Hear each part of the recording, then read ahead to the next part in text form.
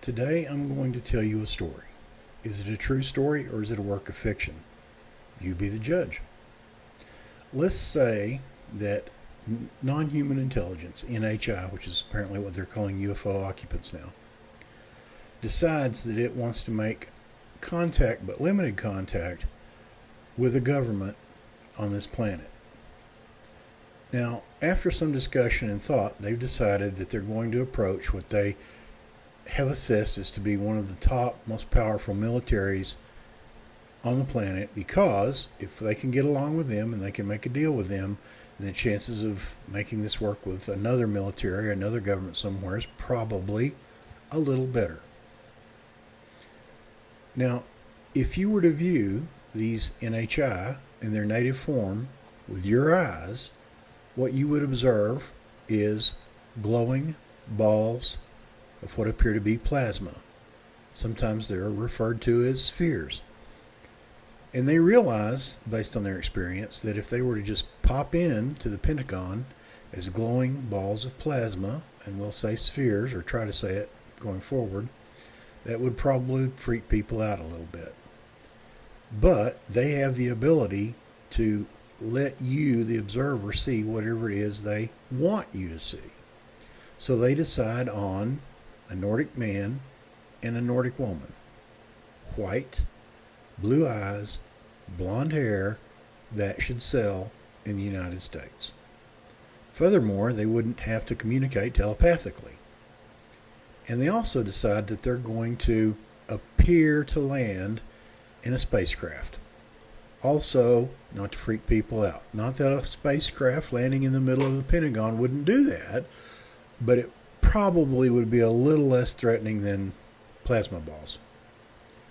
So that's their plan. And going forward from that plan to meeting with the military leadership for the United States, they feel like they need to come and offer something in exchange, because they've seen our society. It's capitalistic. You don't get a free lunch. So they decide on a couple of offers. So they land, they exit the craft. They're very benign and very non-threatening.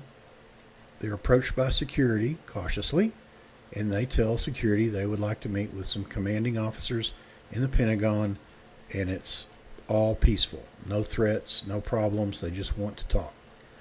A decision is hurriedly made. The NHI are escorted several floors down below the Pentagon in subterranean levels, and they're placed in a conference room. Shortly after that, they're joined by 3 generals. Well, actually 2. One from the Army, one from the Air Force, and an admiral from the Navy. They go into the room and they meet. And they explain that they have come from another solar system and another galaxy way off. And they've come to our planet, they studied it for a while, and they wanted to make contact, they wanted to be friendly, and they have something they're willing to offer to trade. All they ask for is basically some real estate, meaning deserts, mountains, island, they don't care.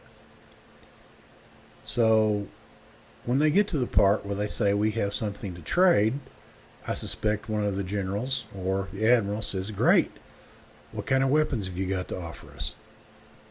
Now the NHI, in theory at least, is peaceful. They're a little surprised by this. They look at each other and exchange glances and telepathic thoughts.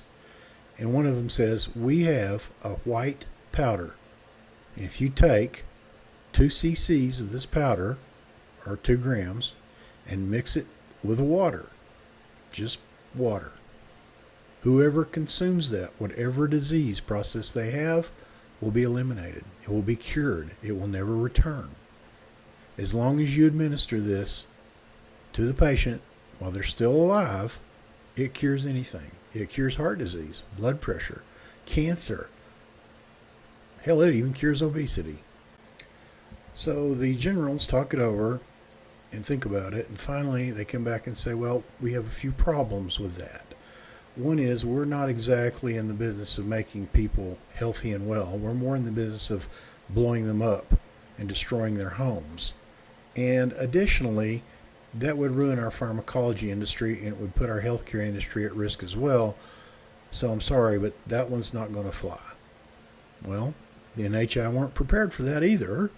So they look at each other again, exchange telepathically some thoughts, and say, well, we don't really have anything quite like that, but what we do have is we have a clean power source. It draws energy from the vacuum of space. It's non-polluting. It will literally run anything on your planet that runs on either electricity or gas. The Admiral says, will it run an aircraft carrier? Yes, sir, it will. Will it run a submarine? Yes, sir, it will run one of those too. The Air Force General says, can a B-2 bomber fly with this? Yes, it can. Okay, sounds pretty good. Army General says, can it power tanks and Humvees and so forth? Yes, it can do all that. All right, we might be interested in that. But can it be used as a weapon? No, it really wasn't designed to be used as a weapon. It was designed to be a safe, clean power source. So the generals mull it over for a little while, and finally one of them says, well, can you put it in a fusion reactor? And one of the NHI says, well, yes, you could put it in a fusion reactor, but we've seen your technology. You're at least 1 to maybe 200 years away from having a working model that actually is efficient and productive. Why on earth would you want to put this inside a fusion reactor? And the Air Force General pipes up and says, because no one would be the wiser, and we could charge for that. The NHI are struggling with this because they intend it to be a free energy source to benefit the entire planet.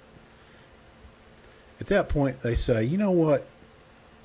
We need to take a few minutes to ourselves. Can we have, say, 10 of your minutes to think this over? General, sure, absolutely, no problem. So the NHI began communicating telepathically with one another. And one says to the other, you remember after 1945 when they used atomic weapons that I began studying their society very closely, in depth and detail. The other one says, yeah, I remember that. What do you got? The first one says, well, I think we can use bait.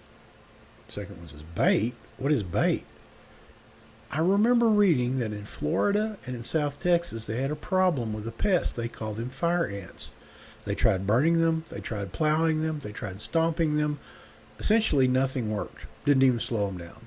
And eventually someone came up with the idea of using a bait. And so what the idea was is the bait is poison, but it's not immediately effective. They put the bait out, the ants come, they eat all they want, they take some of it back to the mound, and essentially they kill themselves. They destruct from within. Everybody in the mound dies, they die, problem solved. Well, the first says, well, okay, but how do we offer them fire ant bait? No, not fire ant bait. We offer them some of our old tech. You remember 500 years ago when we used those Scalar weapons to deflect and destroy asteroids? Yeah, I remember that. Well, it was clean, it was efficient, it was fast, and it didn't pollute. Didn't leave any residue behind. No plutonium, no radioactivity, no harmful gases, no poisons in the earth, no heavy metals, nothing. It's just gone. And because it's so old tech to us, it's not a threat to us. They couldn't turn it on us. We could defend ourselves from that. It wouldn't be a problem. Okay, all right. So how does that work? Easy. We give them the tech, we show them how to make it, and then we turn them loose. And oh, by the way, we drop by and see Russia and China and give those guys the plans too. Why would we do that? They will take care of themselves. We have to run over to Andromeda, pick up a little antimatter. We'll be gone roughly 1,000 of their years. By the time we got back, we probably have this planet to ourselves. And it won't be polluted. That's a pretty good idea. So they turn to the generals and say, we have a thought. We think you're going to like this. Say it ain't so.